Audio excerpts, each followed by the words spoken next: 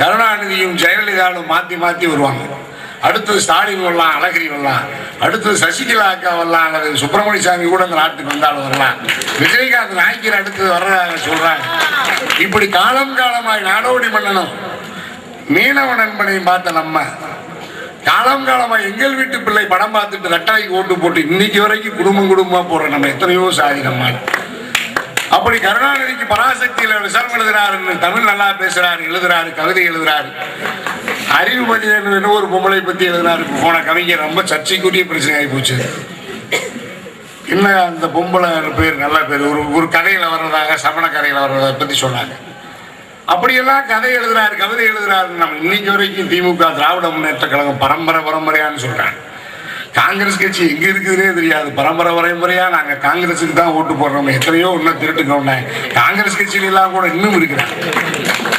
இங்க இருக்கிற வடநாட்டிலிருந்து வந்த பார்ப்பன கட்சிகள், பாரதிய ஜனதா கட்சியில் இருக்கிற, இந்து முன்னணியில் இருக்கிற நம்ம ஆட்கள் இருக்கிறாங்க.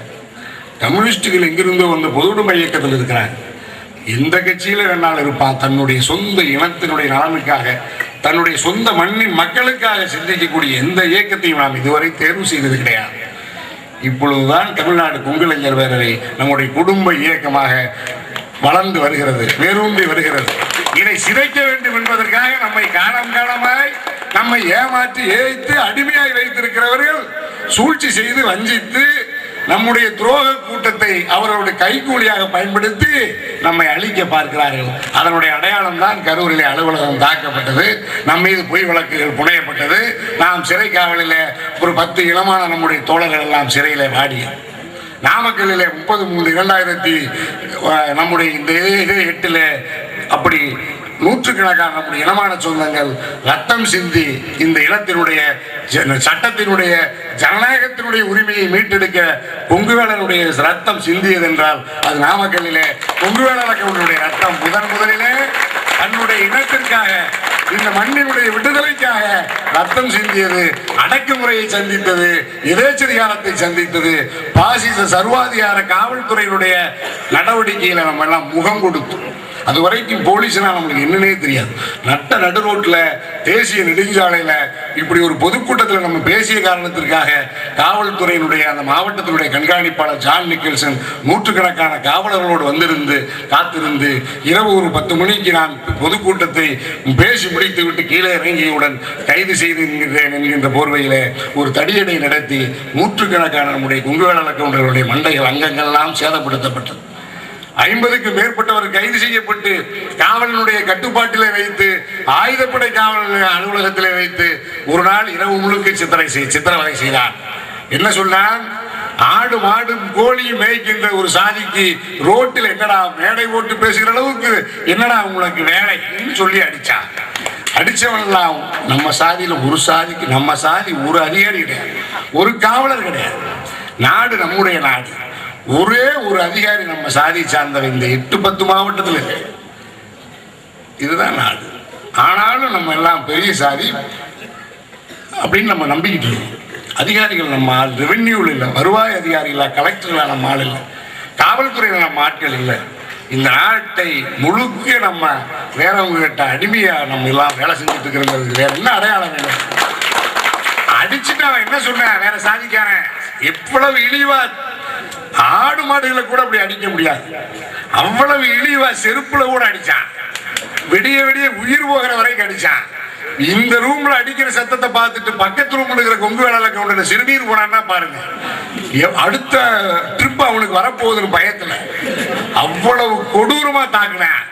இந்தியாவில் உலகத்துல ஈழத்தமிழர்களை சிங்கள ராணுவம் தாக்குதை விட தமிழகத்தினுடைய கருணாநிதியுடைய காவல்துறை தமிழ்நாடு கொங்கிளைஞர் வரையுடைய கொங்குவேள கவுண்டரை தாக்கி சித்திரவதை செய்தது. காரணம், எப்படி ஈழத்தமிழனை கேட்பதற்கு நாதி இல்லையோ உலகத்தில் அதை போன்று கொங்குவேள கவுண்டனை கேட்பதற்கு யாரடா நாதி இல்லாத சாதியை என்று சொல்லி சொல்லி அடித்தான். சொல்லி என்னடா எம்எல்ஏ போன் பண்ணல, அமைச்சர் போன் பண்ணல, யாருமே உங்களுக்கு இல்லையாடா அப்படி எக்காலமா சொல்லி அடிச்சான். ரத்னகுமார் பழனிசாமி இன்ஸ்பெக்டர் அப்படியெல்லாம் சித்திரவதை பண்ணி 5 பொய் வழக்குகளை போட்டான். எஸ்பியே கைது பண்றான், ஊரெல்லாம் பார்த்துருக்க. 5 வழக்குல தனியரசு தான் பெட்ரோல் பங்க உடைச்சான், தமிழரசு தான் பேருந்தை சேதப்படுத்துறான், தனியரசு தான் இப்படி சேதப்படுத்துறான்னு 5 கொலை முயற்சி வழக்கு உள்ளிட்ட 5 வழக்குகளை தனியரசு மேல போட்டான். ஏன்? என்னுடைய 40 ஆண்டு கால வாழ்வில், என்னுடைய 28 ஆண்டு கால சமூக சாதிய பொது வாழ்க்கையில ஒரு வழக்கு கூட கிடையாது. இயக்கம் தோற்றுவிக்கப்பட்டு சாதிய இயக்கத்தை இடையூறாமல் நடத்திய பொழுதும் 8 ஆண்டுகளில் தமிழ்நாடு கொங்கிளைஞர் பேரவையில் நான் உள்ளிட்ட இயக்கத்தை சார்ந்த 10 லட்சத்திற்கு மேற்பட்ட எந்த அங்கத்தினர் மீதும் வழக்கல்ல, ஒரு புகார் கூட இல்லாமல் இதுவரை காத்து வந்தேன். அவ்வளவு கண்ணியமான நேர்மையான இயக்கம். சமய துறவிகள், ஆன்மீக துறவிகள் கூட ஒரு சில நேரத்தில் ஏமாந்து தவறு செய்வாங்க. தமிழ்நாடு கொங்கிளைஞர் பேரவை அப்படி ஒரு வினாடியும் மதிமயங்கி தவறு செய்ததாக வரலாறுகள் கிடையாது. அப்படி பார்த்து பார்த்து வளர்த்த இந்த இயக்கத்தை சங்ககிரியில் அமைச்சர்கள் கூடியிருக்க அந்த இடத்துல தமிழ்நாடு கொங்கிளைஞர் பேரவை ஒரு கண்ணியமான நேர்மையான இயக்கம், எங்கள் மீது வழக்குகள் கிடையாது என்று நான் கம்பீரமா சொன்னேன், பெருமையா சொன்னேன். அடுத்த ஒரு மாசத்துல மேல வழக்கு இல்லையா, இந்த வாங்கிக்கன்னு 4 307 வழக்கு போட்டான். போட்டு அவன் என்ன சொல்றான், அங்கேயே சொல்லிட்டான், மேல எத்தனை வழக்கு போட போறோம் அப்படின்னு அவன் சொல்றான். இன்ஸ்பெக்டர் சொல்றான், மேல 4 வழக்கு போட போறோம். குண்டாஸ் வர்றதுக்கு 1 வருஷம் ஆகுங்க. அப்பதான் என்ன புடிச்சுக்கிட்டு போய் உடனே என்ன ரவுடி ஆக்குறான், உடனே குண்டாஸ் போடுறேன்னு சொல்றேன். அதுக்கு எவ்வளவோ முயற்சி பண்ணேன். எத்தனையோ அதிகாரிகள் சேர்ந்திருந்து குண்டாஸ் எல்லாம் அவன் சொன்னதெல்லாம் நடக்கிறான். குண்டாஸ் போர்ல என்கவுண்டர் பண்ணல, இது 2 செய்யறதா சொன்னான். இப்ப அந்த பொறுப்பை கரூர் காவல்துறை விட்டு நாமக்கல் மாவட்டத்துக்காரன் போலீஸ்காரன் இப்ப கரூர் போலீஸ்காரன் விட்டுட்டான். நாங்க ஓரளவுக்கு நாடகம் கட்டி ஆளை கரெக்ட் பண்ணி வச்சிருக்கிறோம். இனிமேல் என்கவுண்டர் குண்டாஸ்ல நீ பொறுப்புன்னு சொல்லி இங்க தள்ளி விட்டேன். இங்க எவனோ ஒருத்த கண்ணாடியை கிள்ளி வச்சான்னு 50 பேருக்கு மேல வழக்கு. கரூர் காவல்துறை மனசாட்சி உள்ள காவல்துறைய ஒரு கண்ணாடி உடைச்சா 50 பேருக்கு மேல வழக்கு.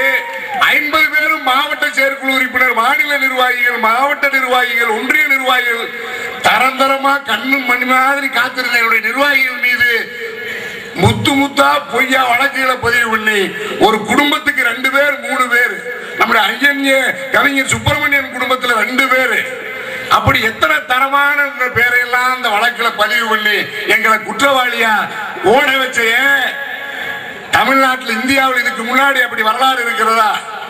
ஏதாவது அலுவலகத்தினுடைய கண்ணாடி சிதறடிக்கப்பட்டால் தமிழகத்தினுடைய, இந்தியாவினுடைய எந்த காவல் நிலையத்தினுடைய ஏடுகளை பதிவேடுகளை புரட்டிப்பார். 50 பேருக்கு மேல வழக்கு எங்காவது பதிவு செய்யப்பட்டிருக்கிறதா? இந்த 50 பேருக்கு மீதும் எவரொருவரின் மீதாவது இதற்கு முன்பு குற்றம் சாட்டப்பட்டு வழக்கு பதிவு செய்யப்பட்டிருக்கிறதா? காவல்துறையே, நீ பதிவு பண்ணி இருக்கிற 50 பேருக்குலையும் ஒருத்தன் கூட முன்னாள் குற்றவாளி கிடையாது. அந்த குற்றத்திலையும் சம்பந்தம் இல்லாதவன் விசாரணை அதிகாரிகள் என்ன தைரியத்தில் செய்றீங்க? கேசிபி செட்டியார் இருக்குங்கிற தைரியமா?